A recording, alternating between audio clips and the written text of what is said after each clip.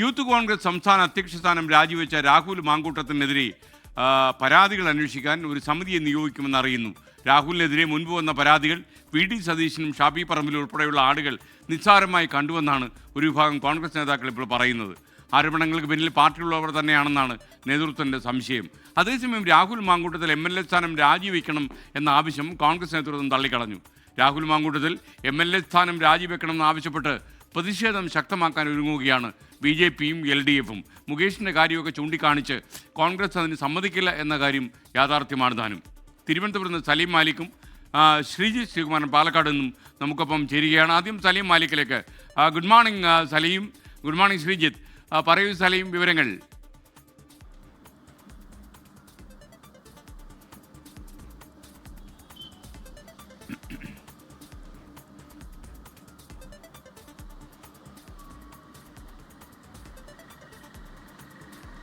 ഞാൻ പറയുന്നത് കേൾക്കാൻ പറ്റുന്നുണ്ടോ? അതായത് ഇക്കാര്യത്തിലുള്ള പാർട്ടിയുടെ നിലപാട് എന്തായിരിക്കും? എന്തായാലും രാജി വേണമെന്ന് ആൾക്കാരെ പരക്കെ ആവശ്യപ്പെടുമെന്ന കാര്യത്തിൽ സംശയമില്ല. അതേസമയം MLA സ്ഥാനം രാജി വെപ്പിക്കാതിരിക്കുക എന്നുള്ളതാണ് കോൺഗ്രസിൻ്റെ നീക്കവും. പറയൂ സലീം.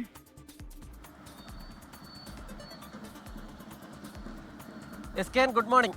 ഈ രാഹുൽ മാങ്കൂട്ടത്തിൽ വിഷയത്തിൽ കോൺഗ്രസ് വലിയ പ്രതിരോധത്തിലാണ്. അതുമായി ബന്ധപ്പെട്ട് ഈ പരാതികൾ എവിടെ നിന്ന് വന്നു, ഇതെങ്ങനെയാണ് ഡെവലപ്പ് ആയത് എന്നതുൾപ്പെടെയുള്ള കാര്യങ്ങൾ ഗൗരവത്തോടുകൂടി അന്വേഷിക്കുക എന്നുള്ളതാണ് കോൺഗ്രസ് നേതൃത്വത്തിൻ്റെ നിലവിലെ തീരുമാനം. അതിനിടയിൽ MLA സ്ഥാനം രാജിവെക്കേണ്ടതില്ല എന്നൊരു നിലപാട് കോൺഗ്രസ് ഇതിനോടകം തന്നെ സ്വീകരിച്ചു കഴിഞ്ഞു.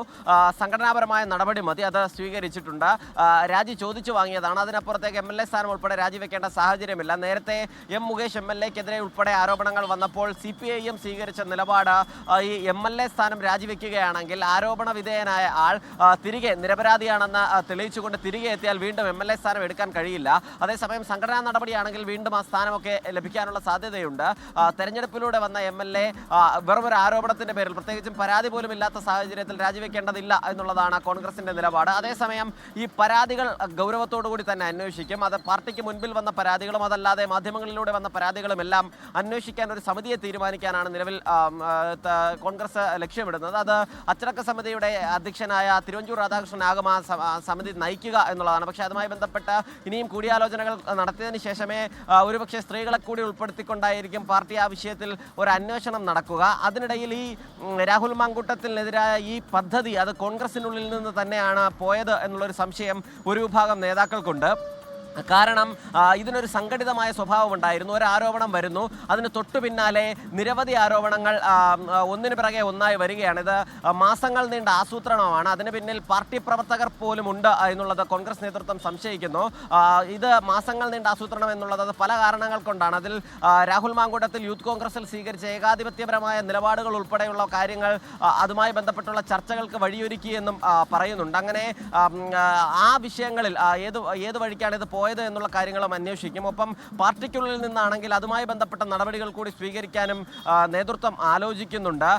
നിലവിൽ അതല്ല, മറ്റേതെങ്കിലും വഴിയിലൂടെയാണ് ഇത് പോയതെങ്കിൽ അതിൽ സത്യമുണ്ടെങ്കിൽ നടപടി കൂടുതൽ കടുപ്പിക്കാനുള്ള ഒരു ആലോചന കൂടിയുണ്ട്. പ്രത്യേകിച്ചും ദീപാദാസ് മുൻഷി ഈ വിഷയത്തിൽ വളരെ കടുത്തൊരു നിലപാട് സ്വീകരിച്ചിട്ടുണ്ട്. ഏതെങ്കിലും നിലയിൽ രാഹുൽ മാങ്കൂട്ടത്തിൽ തെറ്റുകാരനാണെങ്കിൽ സംരക്ഷിക്കരുത് എന്നൊരു മുന്നറിയിപ്പ് നേതൃത്വത്തിന് തന്നെ നൽകിയിട്ടുമുണ്ട്. ഇന്നലെയും സമാനമായി ഹൈക്കമാൻഡ് നടത്തിയ ഒരു താക്കീതായിരുന്നു ഈ നേതൃത്വത്തെ സംബന്ധിച്ചിടത്തോളം വളരെ വേഗത്തിൽ രാഹുൽ മാങ്കൂട്ടത്തിൻ്റെ രാജി ചോദിച്ചു വാങ്ങാനുള്ള കാരണത്തിലേക്ക് നയിച്ചത്. ഒപ്പം തന്നെ രമേശ് ചെന്നിത്തല ഉൾപ്പെടെയുള്ളവർ സ്വീകരിച്ച നിലപാടും നിർണായകമായി.